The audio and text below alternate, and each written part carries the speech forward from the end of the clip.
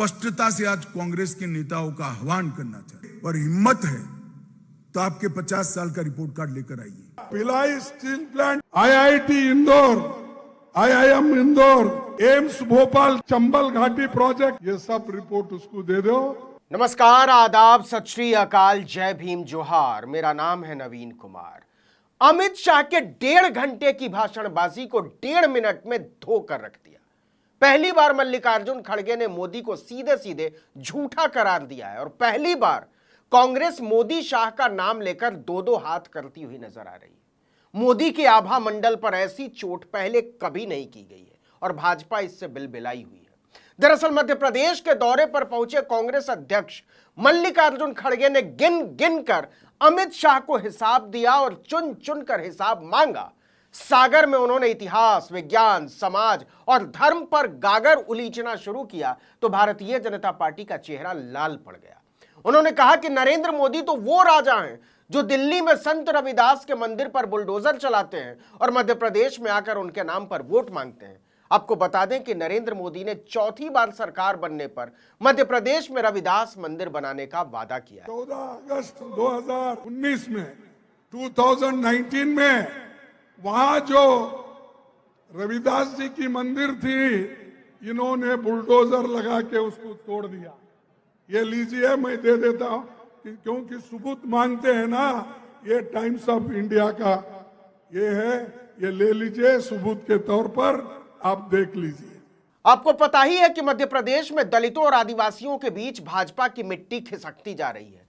खासकर एक आदिवासी के माथे पर एक भाजपा पूत के पेशाब की धार ने बहुत कुछ बहा दिया है। इसके बाद एक दलित के चेहरे पर कीचड़ मलने की खबर आई। मल्लिकार्जुन खड़गे ने उसी संदर्भ को आगे बढ़ाते हुए सीधे सीधे पूछ लिया कि इनकी हिम्मत कैसे होती है संत रविदास का नाम तक जुबान पर लाने की। अमित शाह जी से पूछना चाहता हूं, आदिवासी युवक के मुंह पर पेशाब करने वाला किस पार्टी का आदमी है? शेड्यूल कास्ट की हिफाजत नहीं कर सकते, उसके मुंह में बीजेपी का आदमी अगर अपना मूत्र डालता है, ये लोग उसको पवित्र करने के लिए उसका पैर धोते हैं। अरे पैर धोने से उसको जो आपने इंसल्ट किया। खड़गे ने भाजपा पर हमला बोलते हुए कहा कि 9 साल से मोदी प्रधानमंत्री हैं, शिवराज सिंह भी 18 साल से हुकूमत चला रहे हैं, लेकिन रविदास जी का मंदिर बनाने की याद अब इसलिए आई क्योंकि चुनाव आ गए हैं।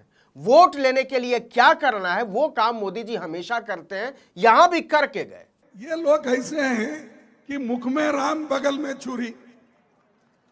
मुख से तो बोलते हैं रविदास जी, बाबा साहब, सभी का नाम लेते हैं, लेकिन वो किसी मकसद से लेते हैं।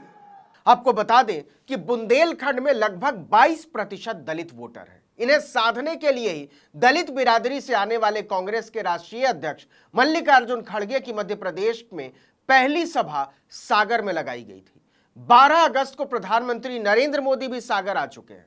खड़गे उसी हिसाब को बराबर कर रहे हैं। सबको मिले अन्न खाने के लिए, पेट भरने के लिए, सबको सम्मान मिले और उसी से रविदास प्रसन्न होते हैं और किसी से नहीं। इसके एक हफ्ते बाद 20 अगस्त को गृह मंत्री अमित शाह भोपाल और ग्वालियर के दौरे पर थे और वहां उन्होंने एक लंबी किताब का पाठ किया था। उस किताब में उन्होंने एक तरफ भाजपा सरकार की कामयाबियों का बखान किया तो दूसरी तरफ कांग्रेस की पुरानी सरकारों की नाकामियों की पोटली खोली। शाह ने कहा कि पहले कांग्रेस को 53 साल के काम का हिसाब देना होगा और तब मध्य प्रदेश के लोगों से वो वोट मांगे। होम मिनिस्टर अमित शाह ने 20 अगस्त को मध्य प्रदेश का 20 सालों का रिपोर्ट कार्ड जारी करके बहुत कुछ कहा।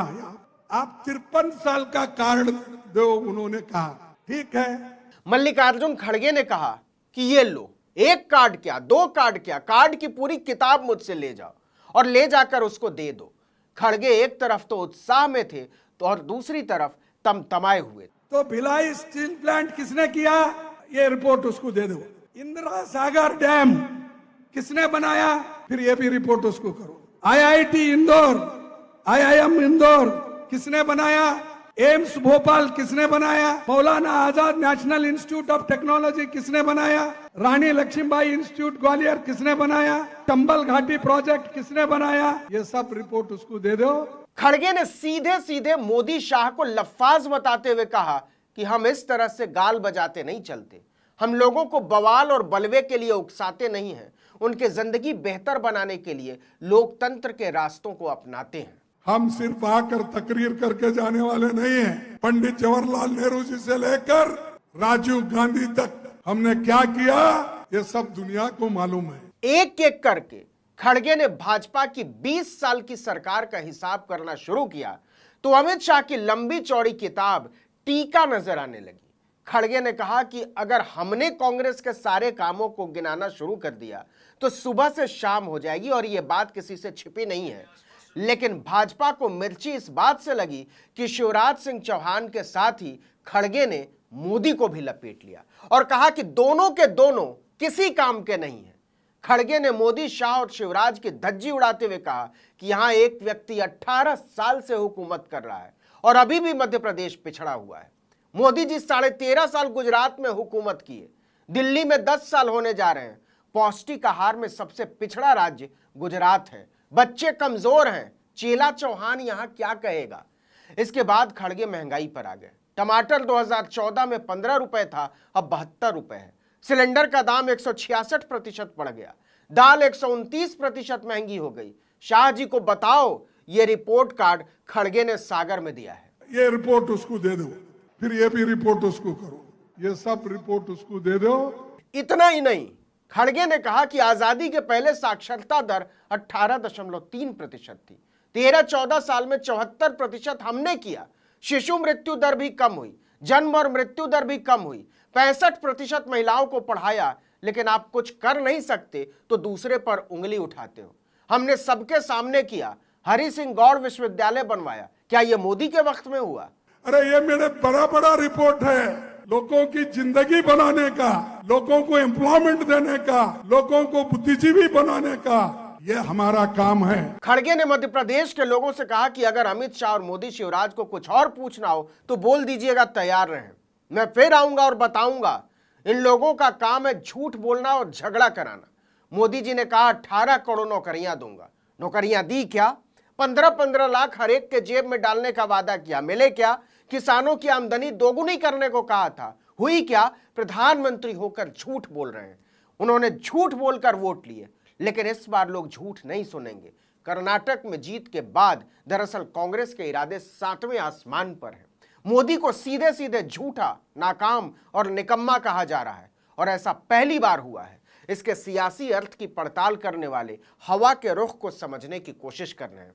लेकिन एक बात तय हो चुकी है कि 2024 के नतीजे चाहे जो हों, लेकिन 2013 में मोदी का जो आभा मंडल था वो 10 साल में धूल धूसरित हो चुका है।